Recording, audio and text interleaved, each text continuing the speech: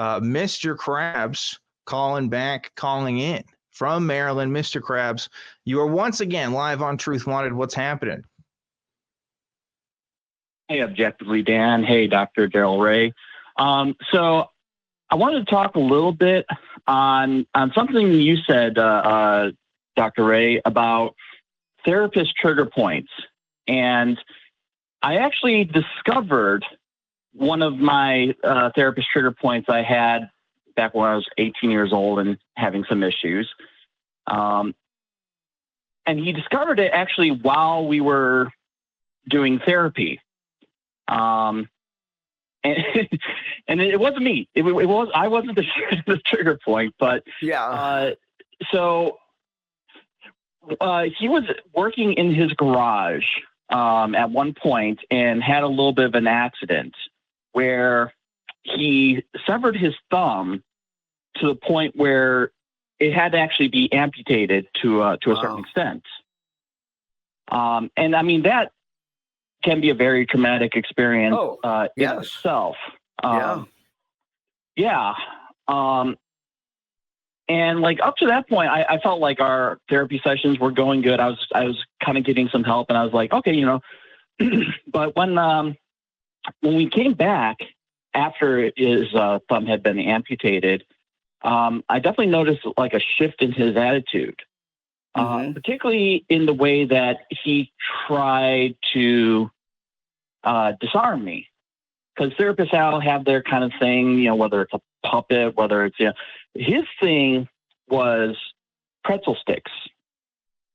That during the session, you know, you'd have a pretzel stick, you can chew on it, you can hold it, you can do whatever the hell you want with it. It's just kind of his way of kind of disarming us.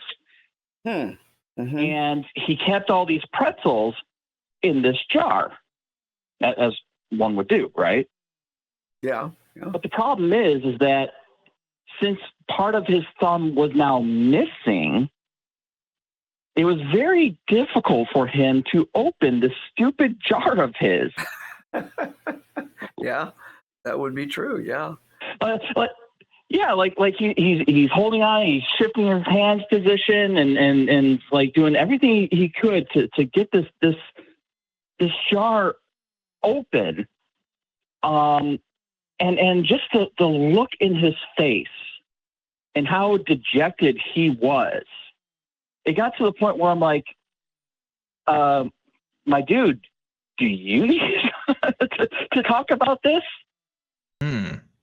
Well, it was fairly new to him. If I understand, this accident happened within weeks of you seeing him, right?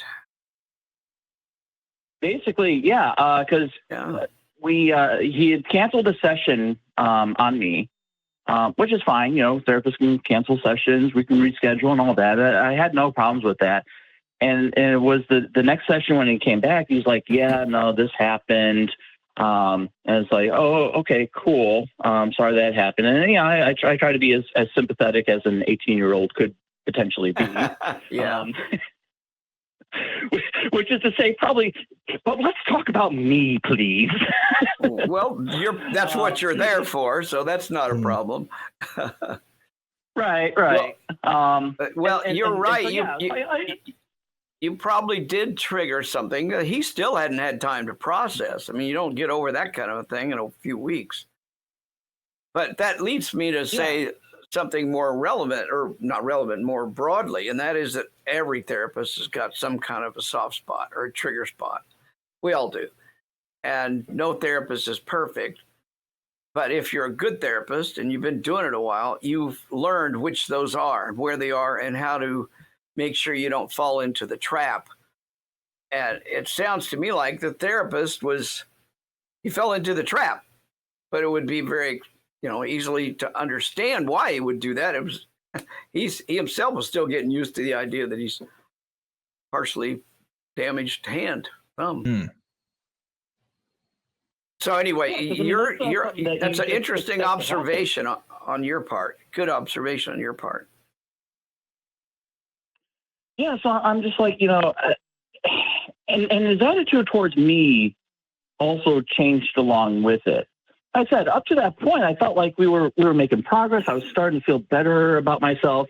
But then when that happened, it just felt like now he was blaming me for all of my issues. And I'm like, I mean, okay, you could tell me I'm an asshole all you want, but I'm here to try to figure out how not to be as much. So just saying, oh, well, you did this, you did that, like that wasn't as helpful for me. And after a couple of more sessions, we eventually parted ways, and I've been essentially raw dogging my emotions since then. Now at 42 years old, because I'm a good American, which means I'm too busy and too broke to afford therapy. Oh, I see.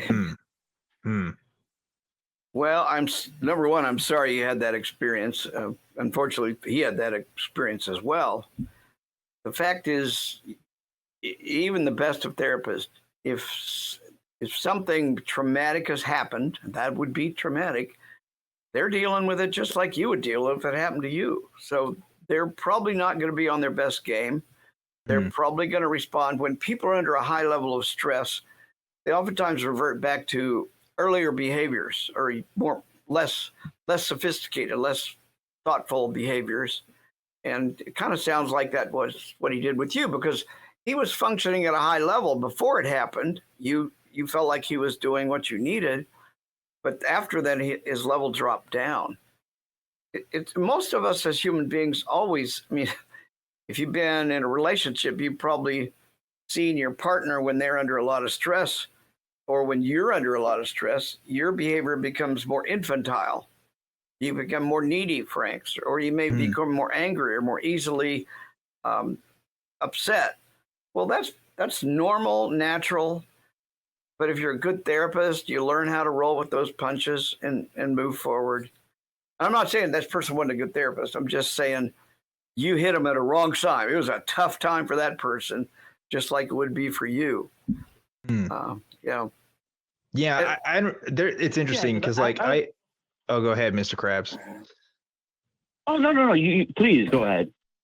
I was just thinking about my own experience with therapy there as you were telling your story. And I think I have such a different perspective than I used to. Like, growing up, first of all, when I heard about people going to therapy, I thought, oh, they must be severely mentally ill. Only severely mentally ill people go to therapy, right? Because they have some sort of deep-rooted set problem.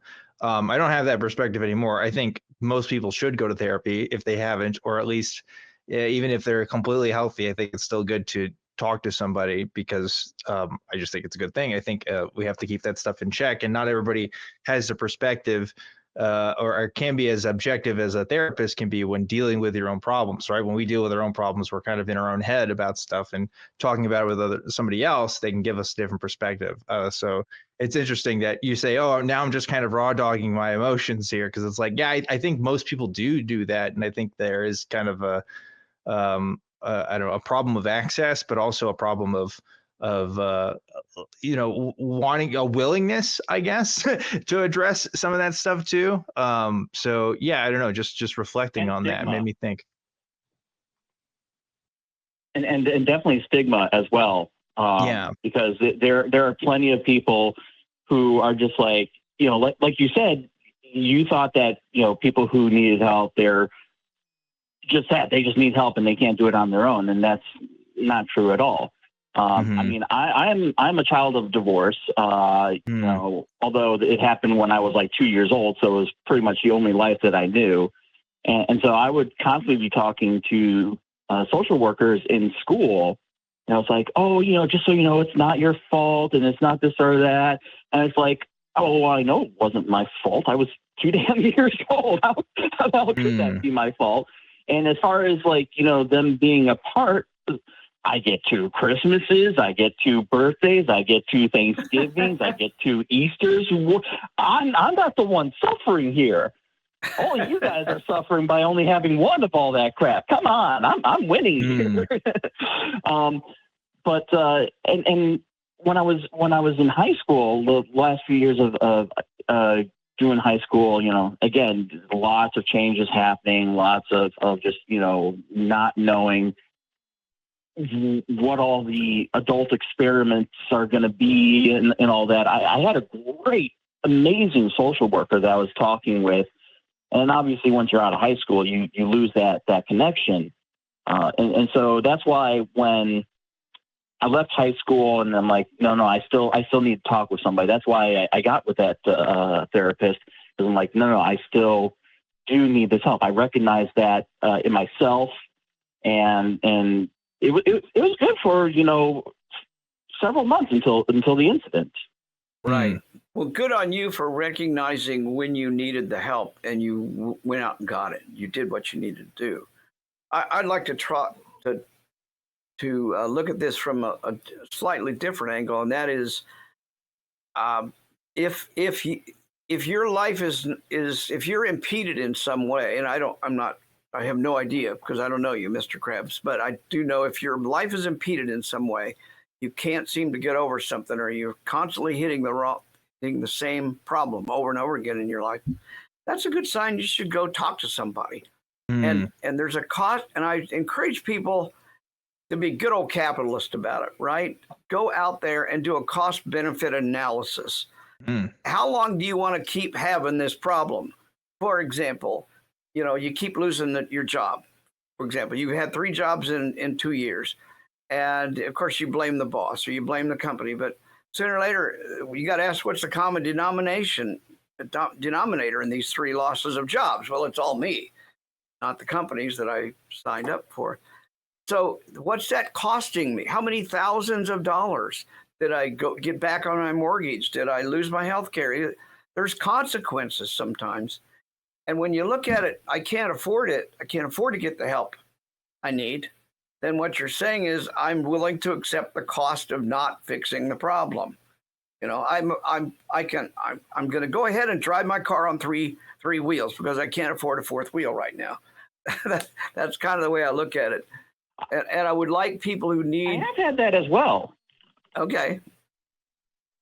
And not so much having 3 jobs in X number of years, but I stuck with this one job for 8 years where I was in an incredibly toxic situation, and my attitude kept on getting worse and worse and worse as I was getting passed up for promotions, passed up for raises. To give you an idea of how bad I was, I went for 5 years with a 0% raise, which at that point is essentially a pay cut. You were taking pay cuts, yeah. Yeah, for sure. Yeah, and I kind of was deep into kind of the culture there where they had really great medical with a big old asterisk behind that benefits. And I thought, okay, well, there's no way I could get any better. And because of my attitude kept on getting worse and worse and worse because of the just people constantly bullying me at that place, I eventually got myself fired for something incredibly stupid. And honestly, that was the best thing for me. The absolute best thing for me, because it allowed me to reevaluate where I was, what I was doing, and allowed me to get back to school and put me on a career path that I wanted to be from the very beginning. And while I do still feel like I'm 10 or 20 years behind where I could be, the fact that I'm on the career path I am on just feels so much better these days. Well, good for you. Life kicked you in the butt, and you took the message. You accepted the message. It sounds like. Yeah. And let me suggest, and I'm not here to diagnose you, but there's kind of the opposite example of what I threw out there: 3 jobs, and staying in a job that's toxic and not giving you a pay raise and all that. It also has the potential to push you into depression. I don't know if you were depressed or not, but and did. Okay. So you didn't recognize, and this is something I see in people a lot, and they don't recognize how much their own environment affects them. what I've seen, and I'll relate this to religion, of course. People have told me so many times, I was depressed when I was religious, and then when I finally got out of religion, my depression just went away, or I stopped having to take my meds, or I didn't have to take my nearly as much meds. So what that tells us is your immediate environment really can impact your psychological well-being. But it's hard to see that forest. It's hard to see the trees when you're in that forest. Everything looks normal and natural, even as you're slowly but surely being sucked down into a state of suboptimal state that we would call depression, perhaps. So you didn't recognize it. The little dog in the middle of the fire, thinking, hey, everything is fine. Everything is fine. Yeah. Okay. It's just a little bit of fire. What's the worst that could happen? Okay. Well, thankfully you got your butt kicked and you took the lesson and went out and did something about it, and you're a hell of a lot better now. That's great to hear. Sounds like life is much better for you, Mr. Krabs. Anything else you want to add before we go ahead and let you go? I don't think so. But I do, as much as I don't do therapy because of, as I said, being a good American, busy and poor. Well, not poor, but, not willing to put up the money and all that.